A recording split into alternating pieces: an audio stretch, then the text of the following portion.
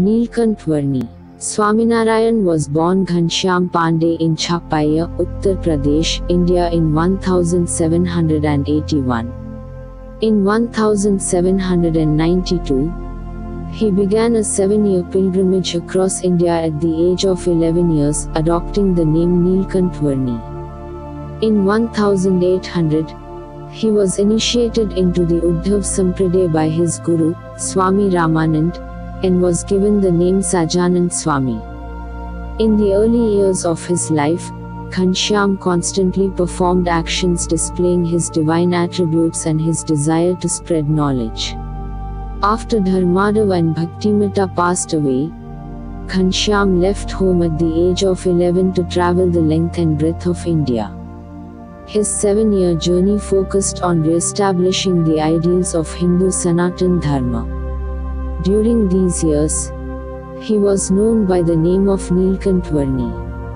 Neelkant left home with only a few possessions, a loincloth, a small scripture, a murti, and a begging bowl. He travelled with only what was necessary, renounced his family and other worldly possessions, and continued his lifelong journey of bringing people closer to God.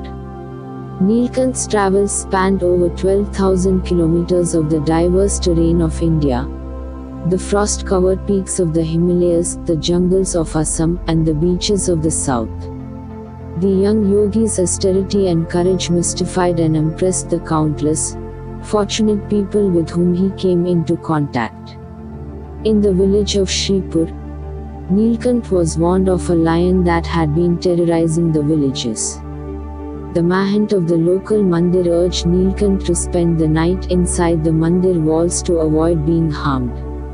Neelkant turned down the invitation and retired for the night under a tree outside the village walls.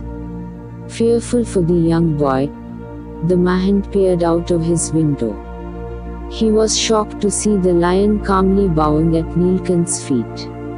Neelkant's fearless personality breathed courage into the lives of millions of aspirants on the path to attaining God. While traveling through the Himalayas, Neelkant endured the severe climate of the coldest months of the year, a time when even the residents of the Himalayas migrate to warmer temperatures. Despite the physical challenges, Neelkant climbed a height of 12,500 feet to arrive at the revered mandir dedicated to Vishnu, Muktinath. Here, he spent 4 months engaged in penance despite harsh temperatures, freezing rainfall, and piercing winds. Neelkant drew the attention of people in every village through which he passed. In one such village, a Brahmin named Pibak grew jealous of the attention Neelkant received. He resolved to force Neelkant to leave the village. Pibak confronted Neelkant when he was delivering a discourse to a group of sadhus and threatened his life. Pibak's anger only grew when his threats were met with a serene smile on Neelkant's face. The curses Pibak tried to place on Neelkant did not work, further angering him. Pibak called upon Batuk Bhairav, his deity of choice, for help in defeating Neelkant. However, Batuk Bhairav warned Pibak that his black magic was no match for Neelkant's powers and that he should repent for his mistakes. Finally realizing Neelkant's divine ability, Pibak asked for his forgiveness. In response, Neelkant requested that Pibak give up practicing black magic, read scriptures daily, and worship Vishnu daily. Neelkant travelled through a period in India plagued by people who discouraged faith in God and misled others into believing in superstitions and black magic. Through his treks, Neelkant revived the Hindu concepts of faith, bhakti, and niyam. These instances are examples of the reformations inspired from Neelkant's travels.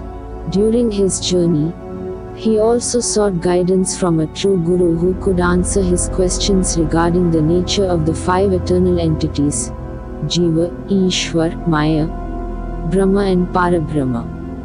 Prior to Neelkant's arrival in Loj, a village in western Gujarat, he had been unable to find someone who could adequately respond to these questions.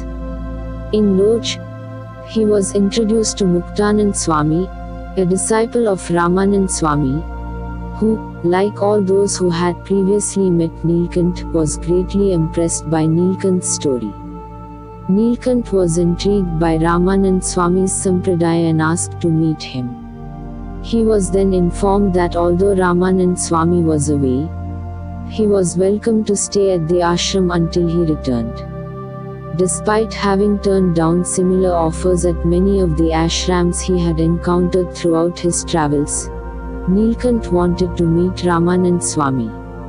He stayed at the ashram and while waiting for the return of Ramanand Swami, performed seva alongside other sadhus at the ashram. In the meantime, his desire to meet Ramanand Swami grew. After 9 months, Nilkant met Ramanand Swami in Piplana, a neighboring village of Lodge. Upon meeting him, Ramanand Swami compared himself to a drum beater who had gathered a crowd for the true performer, like the prologue to the main act. Ramanand Swami told his disciples that Nilkant was God in human form and was the path to liberation. Ramanand Swami gave Nilkant Diksha and renamed him Narayan Muni and Sajanand Swami. Nilkantvarni met Hanumanji personally.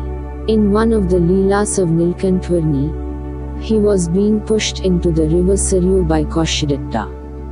Nilkantvarni swam down the river, came out on the opposite side some 24 miles away.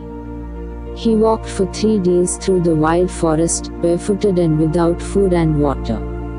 Nilkantvarni wandered timelessly and soon fainted from exhaustion. After opening his eyes, he saw a river shimmering with the reflection of the setting sun. He bathed in the fresh, clean water, prayed and then sat down to rest. Night soon fell and Nilkantvarni went into Samadhi. At this time Hanumanji came in child form to have darshan of Nilkantvarni. Meanwhile, the demon called Bhairav and his fellow demons were roaming the forest in search of food. They spotted a helpless child from a distance and thought that he would be easy prey to satisfy their hunger. As Nilkantvarni was still in a trance, Hanumanji saw Bhairav and his compatriots stealthily approaching Nilkantvarni with their mouths watering at the prospect of a good feed. Realizing their intentions, Hanumanji caught them and beat them with his mighty mace and tail. The demons retreated, squealing in pain, and Hanumanji went back to sit near Nilkantvarni. Morning came and Nilkantvarni came out of his trance. He saw Hanumanji and knowing the events of the previous night, he thanked Ram Bhakt for saving him. Whilst Nilkantvarni carried out his morning routine and prayers, Hanumanji gathered fruit and berries from the forest for Nilkantvarni. Nilkantvarni ate this offering with great satisfaction. Being very humble and always ready to protect Sri Vishnu Bhakts, Hanumanji requested Nilkantvarni to call upon him at any time of need so he could have an opportunity to serve him and seek his divine blessings.